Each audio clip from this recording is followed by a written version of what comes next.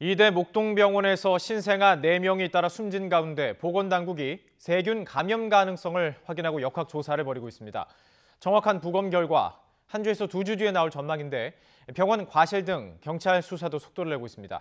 취재기자 연결해서 자세히 알아보겠습니다. 양시창 기자. 네, 사회부입니다. 정말 안타깝고 속상한 사건입니다. 자, 이 보건당국에서 세균 감염 가능성이 있다 이렇게 보고 있군요.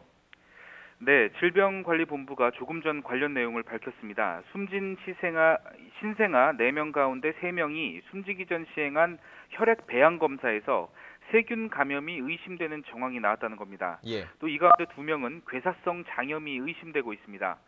이번 사고 사망 원인에 대한 구체적인 정황이 나온 건 처음입니다. 물론 세균 감염 사실이 드러나도 직접적인 사망 원인이라고 단정할 수는 없습니다. 질병관리본부는 현재 세균을 배양하고 있으며 정확한 균종은 이르면 오는 20일 확인할 수 있다고 설명했습니다. 따라서 정확한 사망 원인이 규명되기까지는 다소 시간이 걸릴 전망입니다. 질병관리본부는 어제 즉각 대응팀을 이대 목동병원으로 보내 서울시와 함께 역학조사를 하고 있습니다. 또 이대 목동병원에서 퇴원하거나 다른 병원으로 옮긴 신생아 13명에 대한 증상 모니터링 결과 퇴원한 신생아 4명 가운데 1명은 감기 증상으로 입원했고 병원으로 옮긴 8명 가운데 1명은 기력 저하로 관찰 중이지만 다른 특이사항은 없는 것으로 나타났습니다. 이 보건당국의 조사와 별개로 부검도 진행 중인데 이게 조금 지연이 되고 있다고요? 네, 부검은 오전 9시부터 국립과학수사연구원 서울분소에서 진행될 예정이었습니다. 네네. 하지만 의무 기록 확인과 유가족 면담 등이 진행되고 있어서 현재까지 지연되고 있습니다. 앞서 아침 7시 10분쯤 이대 목동병원에 안치됐던 신생아 시신은 국과수로 옮겨졌습니다. 싸늘한 날씨에 눈발까지 날리는 가운데 유족들은 울먹이면서 아이와 함께 국과수로 향하는 차량에 몸을 실었습니다. 사망 원인을 파악할 수 있는 부검 결과는 2주 정도 뒤에 나올 것으로 보입니다. 보통 국과수의 1차 구두 소견으로 사망 원인을 알 수 있는 경우도 있는데요.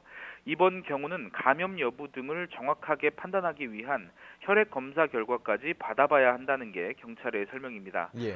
국과수는 부검이 끝난 뒤 오늘 오후 간략하게 브리핑을 할 예정입니다. 경찰 수사도 속도를 내고 있는데요. 수사는 애초 서울 양천경찰서에서 담당했지만 서울지방경찰청 광역수사대의 의료사고 전담팀이 수사를 맡았습니다. 네. 경찰은 신생아 중환자실 CCTV의 한 달치 기록과 신생아들의 의료 기록을 확보했습니다. 또 의료 장비도 전문가와 함께 확인할 예정입니다.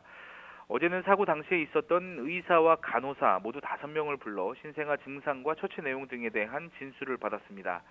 병원 측은 사망 원인에 대해서 신중한 모습을 보이지만 유족들은 의료 사고라고 주장하며 강하게 병원 측에 항의하고 있습니다. 이 병원 측의 대응 좀 짚어볼 부분이 있습니다. 이 사고 사실을 보건소에 알린 게 그 병원이 아니라 경찰이라 이런 사실도 드러났죠? 네, 그렇습니다. 어제 이대 목동병원이 브리핑을 할 때 사고 사실을 보건소에 알렸다고 말했습니다. 그런데 보건소에 사고 소식을 전한 건 병원이 아닌 경찰인 것으로 확인됐습니다. 이후 보건소가 직접 병원에 전화를 했고 그제서야 병원은 보건소에 사고 소식을 알린 것으로 드러났습니다.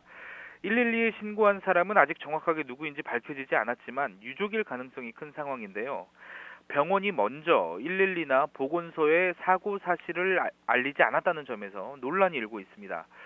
이에 대해 병원은 거짓말을 할 의도는 아니었다고 설명했습니다. 당시에 상황이 급하게 돌아가서 신고를 못했다 이렇게 해명했습니다. 지금까지 사회부에서 YTN 양시창입니다.